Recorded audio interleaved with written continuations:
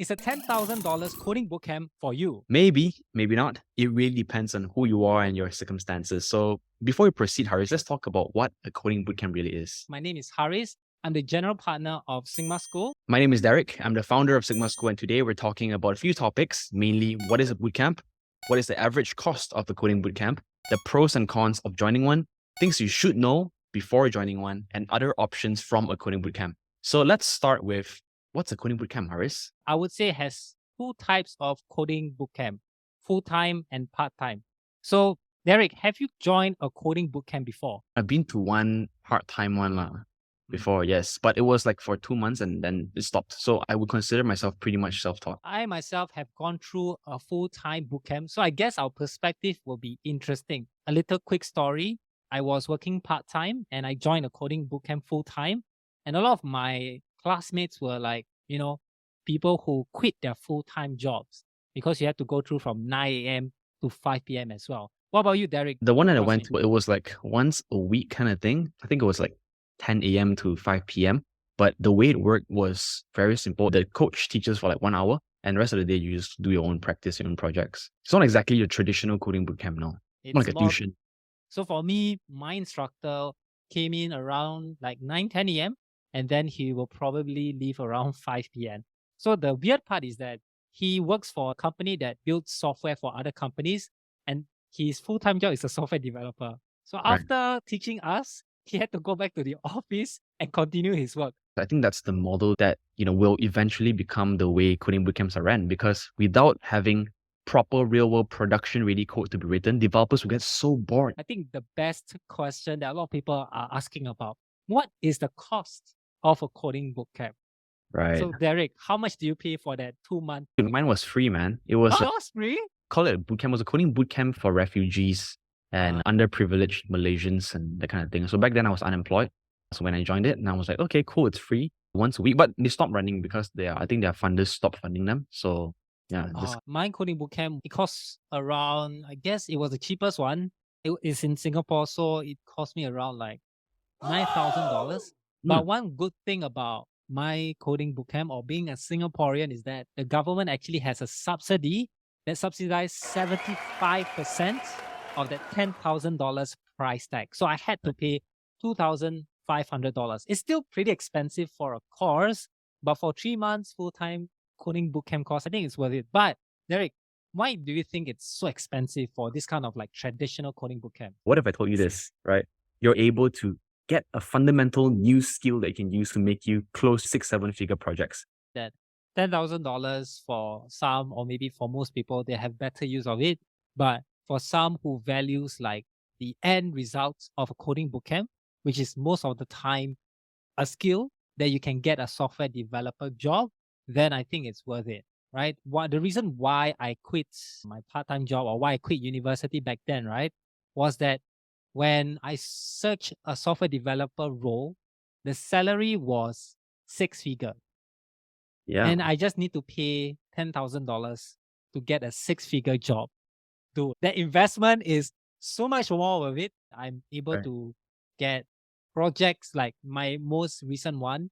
I'm able to earn $8,000 in 1 week. Right. You never know how much exactly it is. It's like leveling up yourself. How much is that worth? You don't actually know, because maybe all these factors added together, and what if it compounds, right? Learning how to code compounded to some other aspects in your life. I would say there's never a loss when it comes to upskilling yourself. Right. Yes, I do agree. So talking about pros and cons, let's dive into that, right? So I think one pros that you are talking about for self-taught developers is that someone who, goes in the wilderness or really in their own terms, right? I would say for those people who are able to go through that wilderness, you probably have a lot of discipline. But people like me who don't really have a lot of discipline, right? I think a coding bootcamp is good is because that you as a person have guided experience. You need a structured curriculum and you also need the guidance from a person who's there for you to, explain to you things that you don't understand. So I think that I would say is a pros of bootcamp. What do you think, Derek? I think you mentioned a few very good points in terms of the pros of bootcamp. I think, I'm the kind of guy who's never really living in a binary world. I think there's always a big, fat gray area when it comes to everything. But for the sake of this conversation, let's talk about the cons of a boot camp, right? Why you should not go to a boot camp. Number one, $10,000, dude. That's a lot of money. When you can be learning yourself through Code Academy, Free Code Camp, YouTube videos, Udemy. Like Harris has a damn good Udemy video. Just FYI, guys. I mean, $10. Why would you pay 1,000 times more than $10 for a course? It's so expensive. What the hell? Okay. Number two, I gotta do it full time. I got to give up, drop everything I'm doing now, go in full time, and just say goodbye to my past 3 years of degree studying accounting and finance. The workload is crazy. The stress is crazy. Can I handle the stress? I don't know, man. What if I fail? Right? We all have this uncertainty that I'm not good enough to code. What if I fail? Okay, I lost my money, I lost my time, and now I lose my damn self-confidence. Okay? Next up. The thing about coding bootcamps is, how are you going to assure me that your instructors are good? Is your instructor really better than the CS50 instructor, David Mellon from Harvard? Are you really better than him? I don't know, right? He's giving his materials out for free. Why should I join a coding bootcamp? If they hire for accreditation, let's not talk about that, right? Because that's old school. Let's talk about the world, the direction the world is moving forward. You're hiring people for skills, because if you don't do that, you have no choice. There's so many crazy good jobs out there. Why would they want to stay with you if you're still being old school and looking at certs, right? So if we talk about just looking at skills, then can you really assure me that your cert that you gave from your bootcamp can help me get a job? Yeah, fair point. But there are certain things I disagree. This is a very unpopular thing that I would like to say. CS50 is not the best free resource out there. CS50 is for very smart students. I've went through the whole course. It's very hard to understand if you don't have any coding experience. I think the world needs boot camps for the middle class. The world needs more boot camps for the normal, average Joes. How can a coding boot camp create the best learning experience for people like them?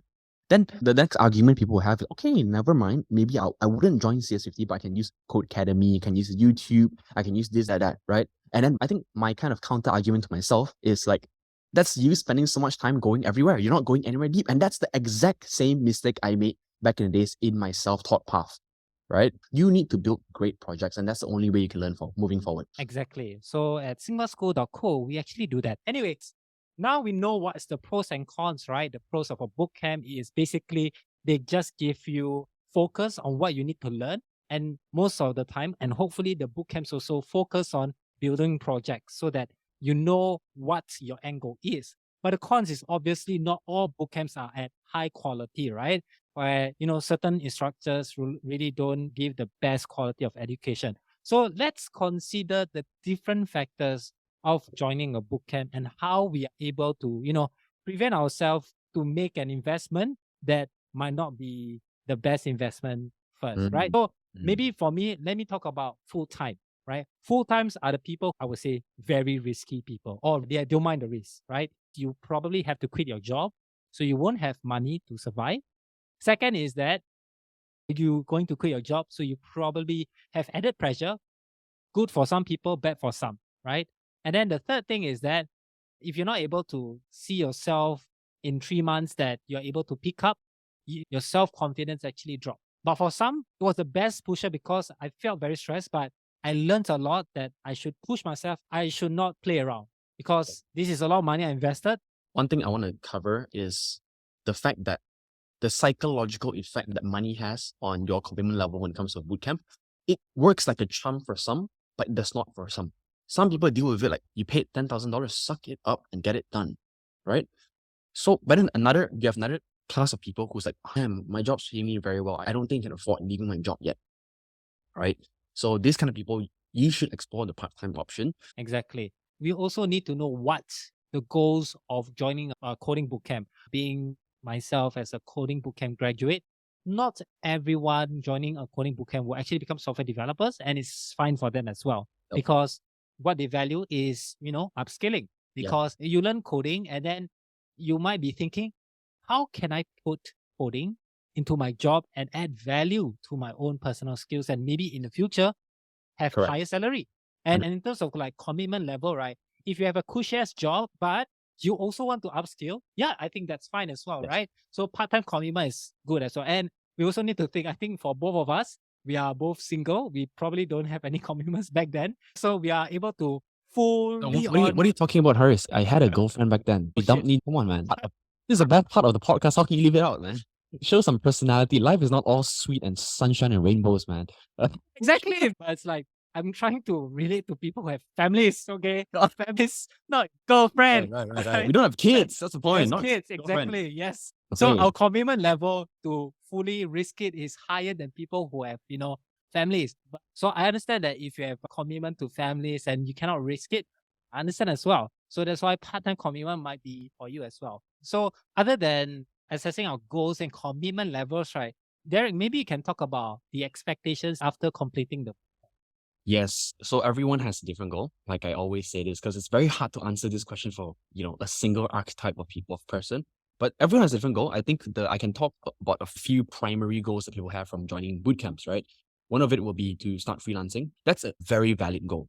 Another one would be to start their own tech startup. I have a tech startup. I paid 50K, 100K, whatever K to freelancers and tech software houses to build it for me. And, they're just incurring me so much of expenses every time, right? Every small change, I got to pay for it. And group number 4, which is a very, very big group.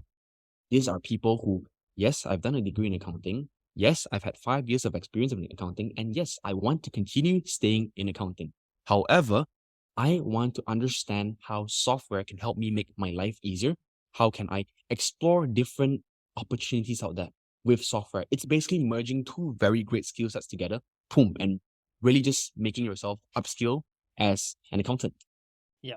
So I do agree on all 4 points. And I think for most people, it's honestly just upskilling, right? Because right now we have, AI, chat GPT, right? To improve our productivity. And imagine you're an accountant dealing with so much data and able to code out something that you can use with GPT to make your work so much more productive. I tell you, you will be an amazing accountant, right? And maybe one day you might create a product that actually helps other accountants to be more productive. And then it's, I guess, a win-win. You talk a lot about, self-taught. So maybe you can talk about the pros and cons from your experience. Okay. I think the pros of self-study is obviously you get to explore the wilderness, like I mentioned yourself. There's a certain type of beauty when it comes to that. But again, a direct con to that is that the wilderness is scary. It's dark. So you need to be able to self-guide yourself in the right direction to be able to thrive in the wilderness. How long does it take to learn for free yourself? How do you put a price on that, right? What makes you think that as a self-taught guy, you're able to complete it and get a job on month 4 within 3 months? And you need to factor in that opportunity cost. And how about this? What about career progression, right? If I go into the job as someone who has, no experience versus another guy who already has some experience from a coding bootcamp and a job, right? On month 8 itself, when we both compete for a role, who's going to win? Who's going to get a higher salary? Of course, the guy with working experience. I think the biggest argument I'm going to get for anyone watching this video is, okay, but what makes you think, Derek, that a coding bootcamp is able to get me a job that fast, right? And the next point I'm going to bring up is you got to go for a coding bootcamp that gives you a refund if you don't get a job. That's it. They need to be held accountable to your success. If a coding bootcamp gets paid regardless whether or not you succeed, they just don't care. They have no incentive to innovate, and they're just going to go on a slow, scary path into becoming like a university where they teach outdated stuff. And, I don't want to go too far in this, but yeah, when it comes to, companies or boot camps that provide education and you pay them later on when you get a job kind of thing, right? I think they charge 60K USD, something like that, some crazy amounts, which I think makes no sense. It makes more sense if they give you a money back guarantee and they charge you a way lower fee. A fresh new student, should I go to university or to go through the 3 years course to become a software developer? Or should I just go to a coding bootcamp that probably will, cost me, obviously it's cheaper than a university and it's faster? Like, what do you think? A lot of universities, students lack that problem-solving skills because everything is planned out to the T. Every single thing that they learn from day 1 to the final day is planned out, and all they gotta do is just exams for the sake of exams. They learn XYZ topics for the sake of learning that topic. They don't critically solve problems, they just memorize. And that is the fundamental issue with university. Yeah, uni is great and all, but do you really want to be in debt for the next 3, 4, 5, 6, 7, 8, 9, 10 years of your life? Are you ready to go through that? Is it worth it? Right. So I think that, like you say in the earlier parts, it always depends on your situation. There are free resources. It's just that if you really want to make the change as fast as possible, You really have to figure out the best way for you. 100%. So I would think, right, the first best step is to just start, right? To just start learning Right. code and see Yes. how it feels, right? So Yeah. I think this is where we quickly talk about Explorer Lab. Right. So guys, since we're on this topic, yes, there's free code camp and everything. Go and check them out as well. But we have this thing that is like 10x more amazing. It's called the Explorer Lab. It's a path and a journey designed for you to explore whether technology is right for you. We will be covering things like HTML, CSS, JavaScript, building your own personal portfolio website, building an Airbnb clone, building so many JavaScript projects all for free. And the idea of this is not to get you a job in tech. It's to help you decide whether tech is right for you or not in the first place. So try it out. It takes like 7 days plus 15 days to finish it. Then decide if tech is right for you. Go and do whatever it takes to learn tech. If a coding bootcamp is right for you based on this video, then come and join us. Yeah. Happy to have you. So basically, like, we have a free resource that takes you from zero to a developer. We have a roadmap as well. And then we also have a Discord community so that you won't be alone in this journey. I think a community will help, definitely, right? When you are self-learning, especially. All right. So in conclusion, whether you want to decide to join a $10,000 coding camp or not, it depends on a lot of things, right? Personal goals, commitment level, and also your financial situation. So I would say don't forget to explore the Explore Lab or other options and research different boot camps, right, to access your skills before making a decision. If you want to enjoy your life, maybe go university. If you really want to get a job as fast as possible, maybe go to a coding bootcamp, right? So it always depends. So we hope you found this video helpful in understanding the pros and cons of coding bootcamp. And if you enjoyed this content and found it valuable, don't forget to like, share, and subscribe to our channel for more of this kind of videos. And with that said, thank you so much, and I'll see you in the next one.